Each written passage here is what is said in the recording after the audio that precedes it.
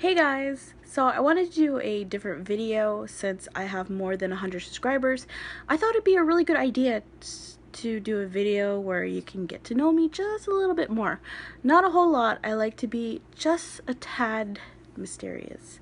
Sorry, I had a hair in my mouth. That's one of the bad things about having very long hair. That sometimes when you talk, you start getting hair in your mouth. Anyways, so I'll talk a little bit about myself, and then I'll start getting into more of like the evolution of KudoKraftster, how I got into project life or scrapbooking. So let's get this started. As you all know, my YouTube name is KudoKraftster. Took me about half an hour to think of, since I decided to do a project life process video channel after all the random videos I made. I hope you guys didn't see those very old videos. They're so random. Like I said, I think I told you it took me about half an hour to think of. So I like the word kudo. I like the meaning of it. Like, kudos to you, good for you. And I like craft. And then I like the word hipster, so I wanted to mix the two, and Craftster came, or that's the best combo I can come up with. So KudoKraftster. Not the best of YouTube names, but it will do. And I'm very bad. I noticed that every time I do process videos, I don't introduce myself like, hey, it's KudoKraftster. Like Inky Quill, she says, hey, Inky Quill, you know, so forth. You know what I mean. I should do that more often. I will try.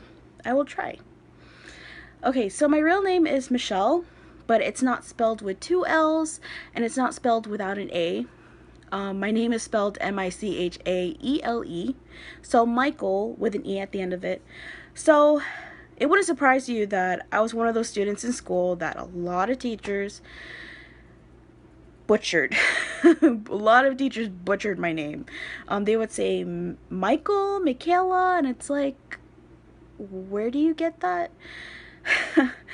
But I have to admit, in college, it was a really good thing. I noticed a lot of professors did not pick students that had difficult names. So I was one of those students. Majority of the time, I never got picked. So really happy about that. I don't like to be picked in class, and I don't really like to raise my hand unless we're talking about a topic that's so interesting and I definitely know the answer before anyone else because I knew about it a few years ago, or who knows. But anyways, tangent, as Inky Quill would say. I have 3 older brothers. 2 are half brothers, 1 for my father and 1 for my mother. So very blended family, yes. And what else should I talk about? Okay, so I went to University of South Alabama in Mobile, Alabama. So it was very interesting to live there for, I say, about 5 to 7 years. I mean, that's the South. That's the real South. And a very interesting quirk about me, I do transition between accents. So I can talk with the American standard accent, and then I can talk like a Southern person because I lived there for such a long time. Even my mother told me that once I lived there for a long time, my accent will change a little bit, or I will be able to transition between accents, because my mother can do that. I also forgot to mention, I am half Mexican and half Filipino. My Mexican side for my father and my Filipino side for my mother. So back to the whole transitioning accent thing. My mother can do that as well. She can talk with a standard American accent because when she grew up in the Philippines, English was her first language. And then Tagalog and Bisaya after that. So she can talk with a standard American accent, and she can talk like a Filipino who speaks English. And I don't want to get into that. It's funny, but I don't want to get into that. I graduated with a bachelor's in science in professional health sciences with a concentration in health management. Yes, very long title. I guess that's pretty much it I'll talk about. Maybe in another About Me video I'll talk more about myself. But it's already 5 minutes, and I want to make this about 15 minutes long. So let's get into the whole evolution of how I got into scrapbooking. So as a child, probably around 10 or 12, I started becoming a diarist. And if you don't know what a diarist is a person who writes in a diary or journal. Excuse me, journal. So I had plenty of diaries growing up. I had to write in a diary. I did not have the best of childhoods, especially growing up with a Asian mother. For those of you who have Asian mothers, you understand what I'm talking about. So, I mean, don't get me wrong, my mom was not a tiger mom, thankfully, but she was still strict with me and my brothers. So, okay, to be specific, from a psychological standpoint, because there are 3 types of parenting style: passive, authoritative, and authoritarian. My father is the passive type. Very flexible. Very, very flexible. But my mother is in the middle. She's strict, but she's a little bit flexible. So that's authoritative. Authoritarian is what you call a tiger mom. But yeah, she's the authoritative parenting style type. Anyways, so for instance, I will show you the only diary I have of how many diaries that I cannot find. I started this freshman year of high school. If I could find it. Okay. So, this is my diary I've had for 11 years. I don't really write in it as much anymore. Rarely. If something really bad happened to me, or something really, really good happened to me, I will write in this. This is just a diary that I write the most significant parts, or the most important significance part, blah. The most important parts of about my life, or like the major events that's happened in my life. Anyways, as you can see, it's very thick. So I do have 2 ribbons to tie it up. And I will not flip through this or show, well, I might do a flip through video one day, but I won't show right now.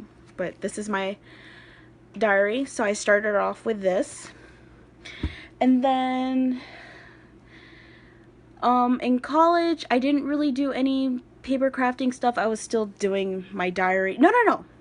Actually, in college, I got into smashbooking because, okay, let me get back to this.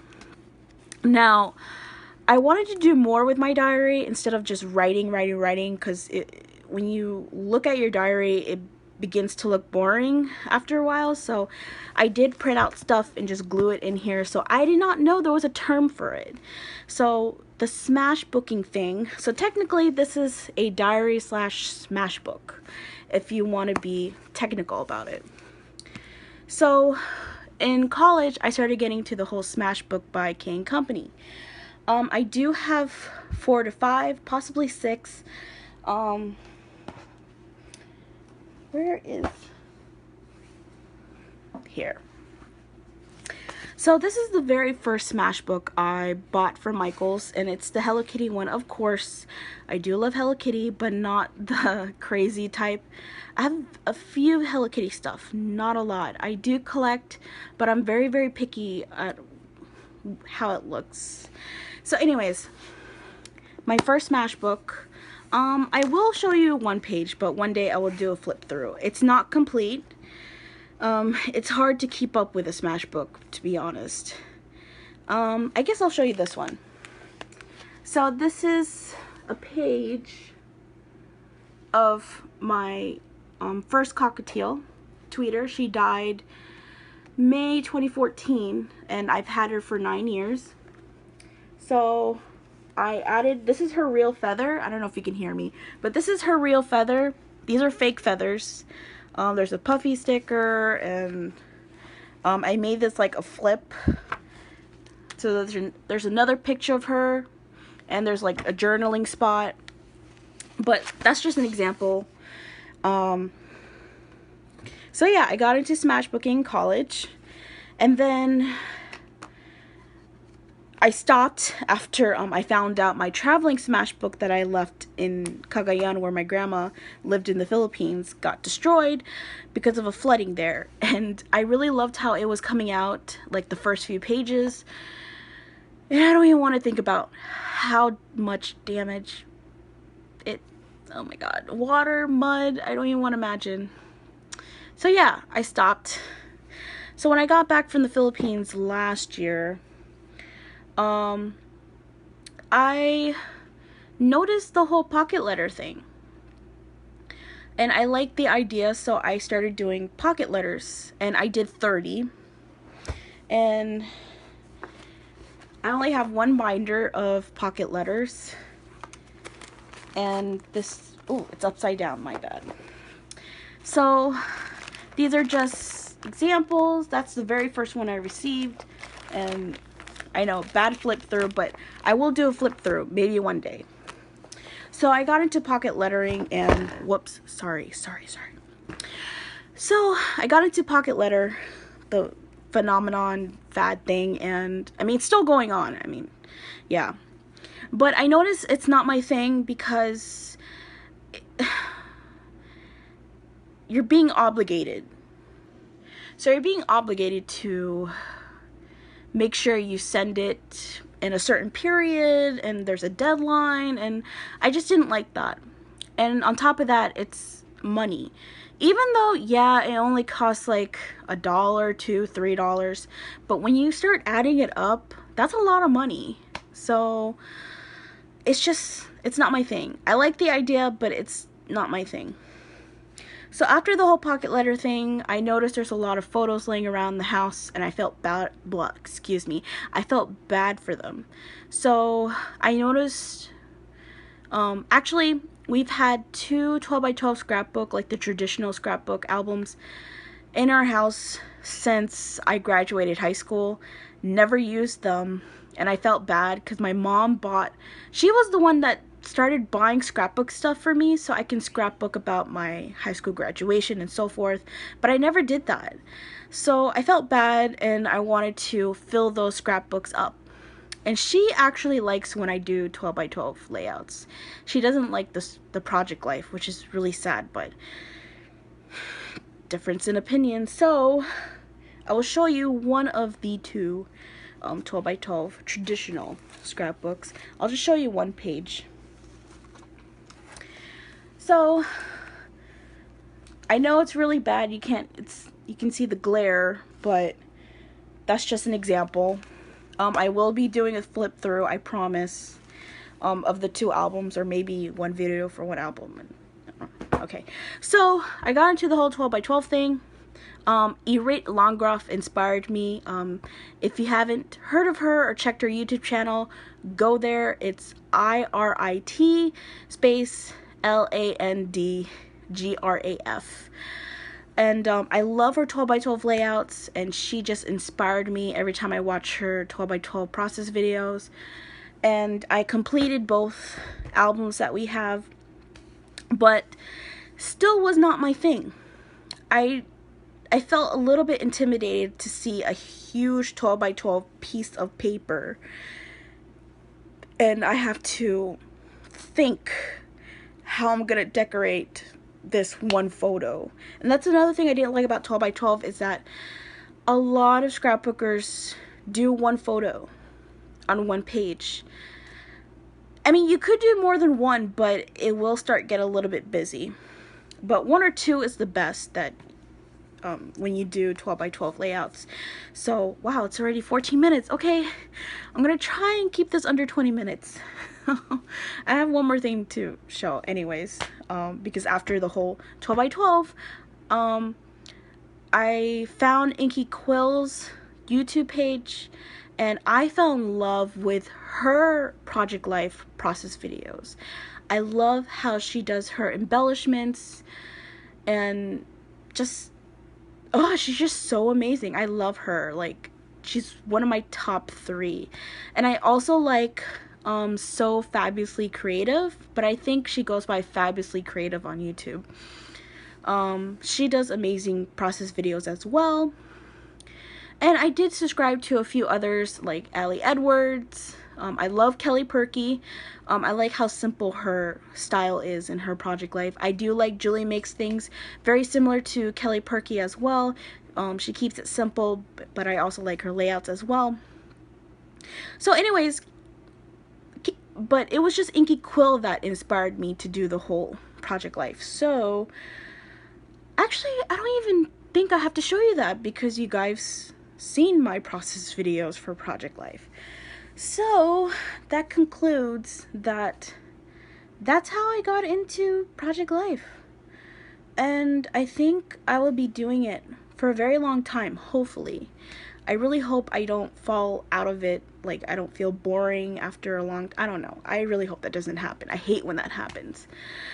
But however, there is a change I want to do. You probably heard in a haul video before. I do want to start doing 9x12 albums because I think it's a little bit more convenient when you put it on the bookshelf, because my 12x12s stick out of my bookshelf. I hate that. I really hate that. So I really want to do 9x12s and also 6x8s. I really can't stand the very small albums like the 4x4. I don't like that. I think they're 4x4s. Are they 4x? Yeah. But the smallest album I'll do is a 6x8. I like the size of it. And I can imagine traveling, it's very convenient, like carrying it around and stuff. Because on top of that, you gotta bring all your papers and embellishments, so it's better to have a very small album.